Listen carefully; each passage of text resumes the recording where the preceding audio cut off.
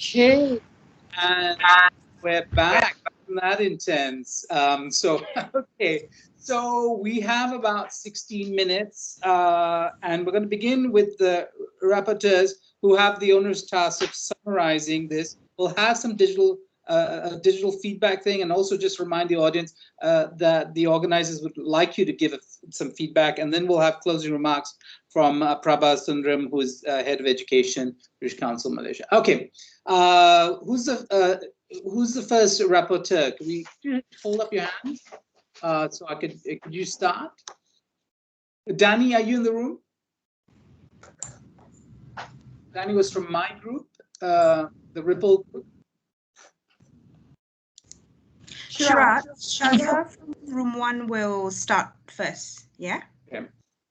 Shaza from room 1. Okay. Okay, Shaza.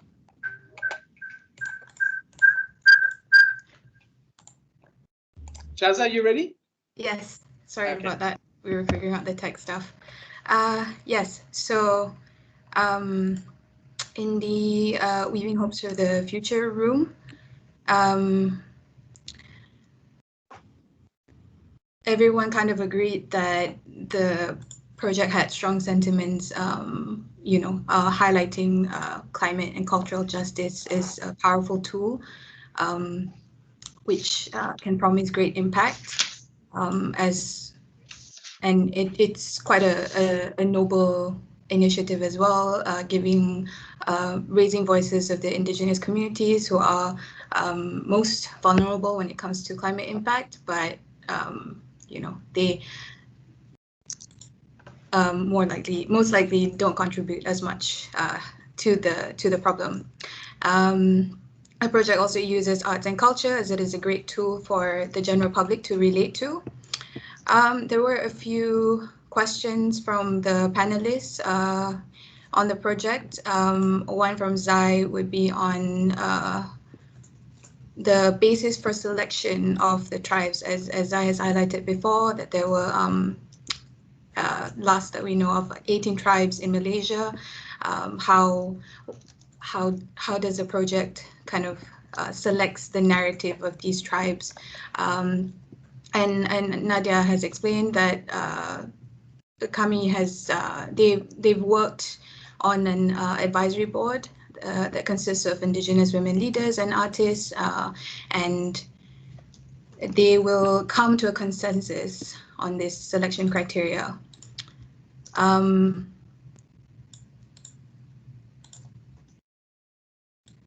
There was also a question from one of the project members on how funders balance business objectives and cultural objectives, and Romy advised the project team to think about the long-term impacts, and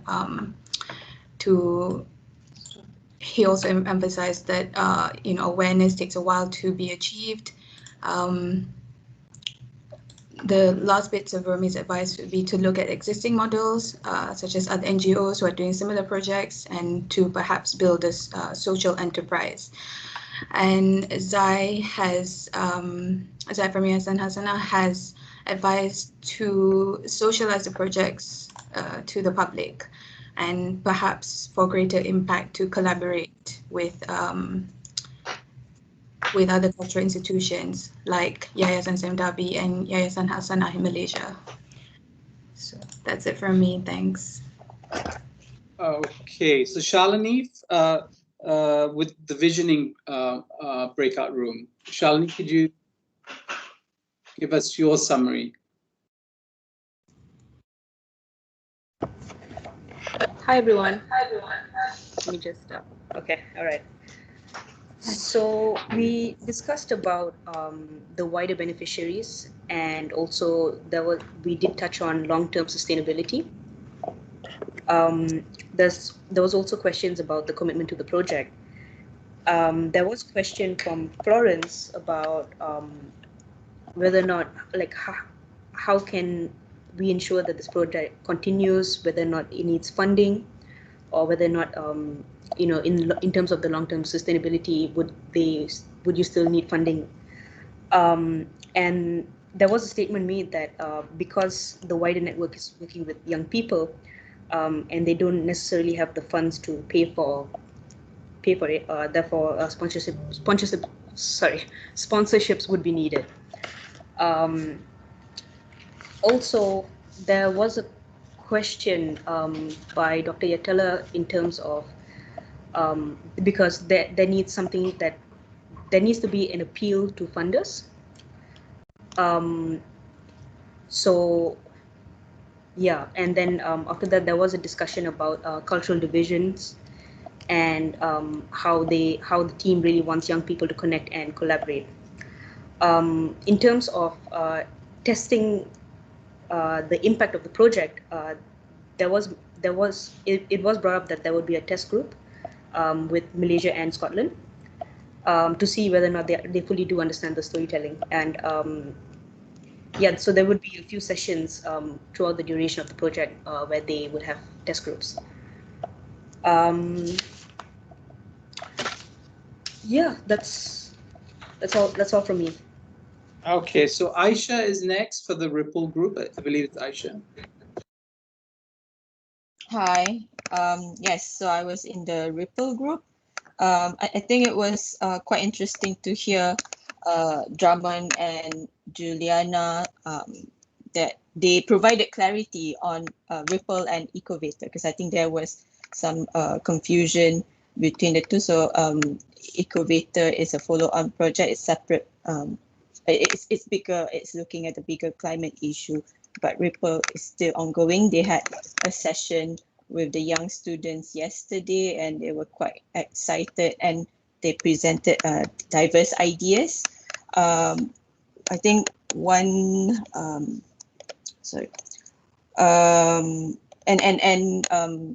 Juliana was asked about the Malaysian context, and I think like how does it benefit, or what is Malaysia lacking? I think in Malaysia or in BGBG initiatives experience that project sustainability and marketability of products that they've produced happen because there are a lack of talents, or they don't work with the right group of people. So this would be a good opportunity to explore. I think one common issue that was brought up early in the previous two sharing as well is about long-term outcome and impact. Not looking at Ripple project, if students are being asked to produce great items from plastic, it could be, I think, material product. It should be something that is used longer and not just knickknacks. I think that's a good takeaway from that. And also about the Ecovator app, could it be bigger than just a meet and greet or matchmaking app? How do you move on after you join the app and you connect? What's next for those who have joined? So yes, so that's my takeaway from the session earlier. Thank you. Okay, so we have a great, actually we have about 8 minutes, which sounds like, a huge amount of time just because we've been racing through this. The organizers have provided a feedback form. So the link is there in the chat. So please, or use the QR code. They would appreciate it. Really, it's going to help shape, future events like this. So I'm now going to invite Prabha Sundaram, who heads education for the British Council Malaysia, for the closing remarks. And we're also going to, just not forget, we're going to be also looking at this wonderful sketch that's coming, that was done of the discussions. So before we sign out. So Prabha. Thank you. Thanks, Sharad. And thank you so much, everyone, ladies and gentlemen, panelists, project teams, and members of the audience, members of the media. So on behalf of the British Council, it's my pleasure to conclude this event with a few words. Firstly, I would like to thank all our guests who have generously spent the last 1.5 hours almost with us, sharing your time, your expertise to make this event very meaningful and insightful. We had right at the beginning, Prachi Set of AVPN.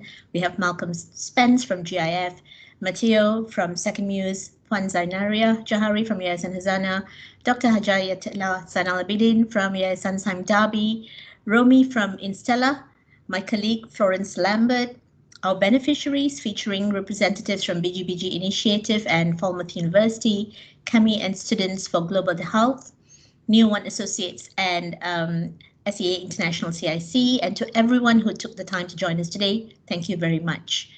So as Sharad mentioned right at the beginning, the UK will host the 26th United Nations Climate Change Conference of the Parties, also known as COP26, in Glasgow beginning November 1st.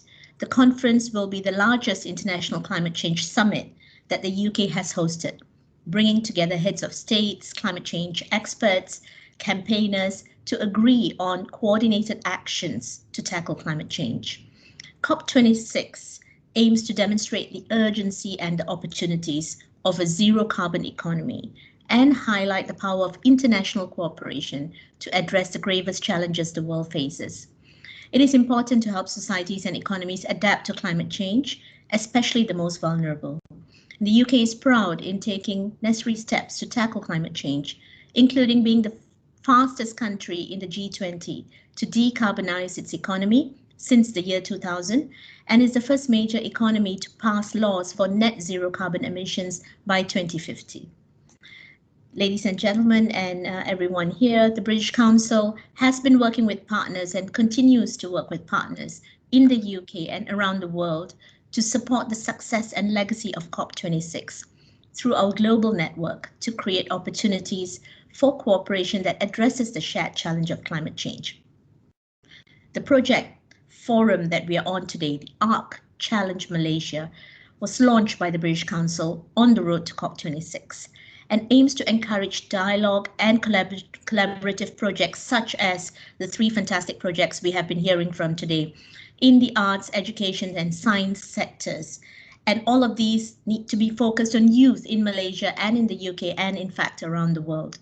So last month, we kickstarted the A.R.C. Challenge Malaysia with the Forum on Youth, Climate Change and Cultural Rights, where we had experts as well as 5 charismatic youth speakers, I think Sharad mentioned it at the beginning, who shared their hopes and dreams for a preferable future. They discussed how in the current climate change discourse, the human rights crisis is well acknowledged, but the cultural rights and the preservation of different cultures in different communities are often overlooked. A changing planet would also mean that ways of living would have to inevitably change.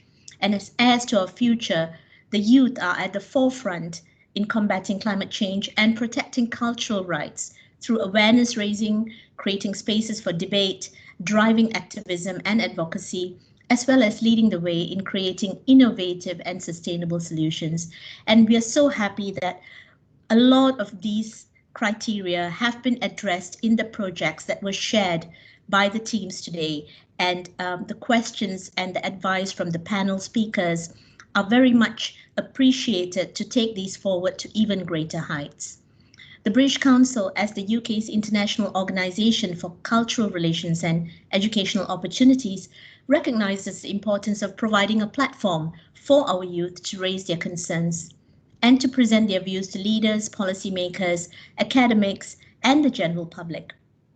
We once again thank partners and supporters for joining us today, for all your time, and for providing such amazing contributions to our grantees.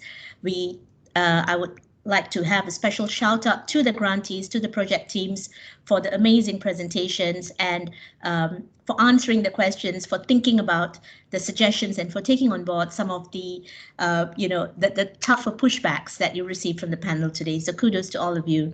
As for our beneficiaries, we hope that this opportunity presents as a springboard to take your projects further and to inspire you to continue your good work by leveraging on the network and relationships that you have built here today. These are really important, as you all know. Do follow our beneficiaries on social media, and we hope beneficiaries, all of you, can be posting on social media or follow British Council on social media as they continue to progress on their projects. And we can't wait to see their projects come alive. We can't wait to see the impact and the sustainability and how they will begin to inspire change with the youth and with the communities that they are going to be working with. Thank you all so much. Thank you so much, Prabha, for that summation of the event and the larger purpose behind it.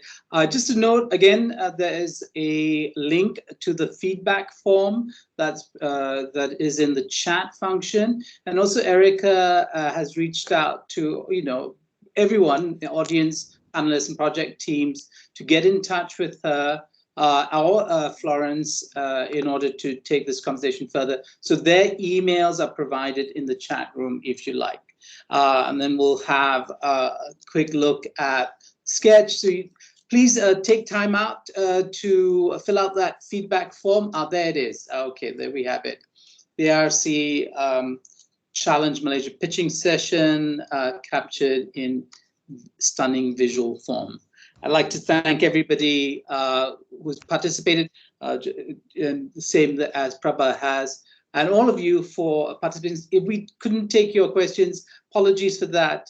Please continue the conversations with the organizers and each other, and I think we're providing links to that. So, well, it's 6 p.m., so I'd like to thank everybody and call this event to a close. Please have a wonderful day.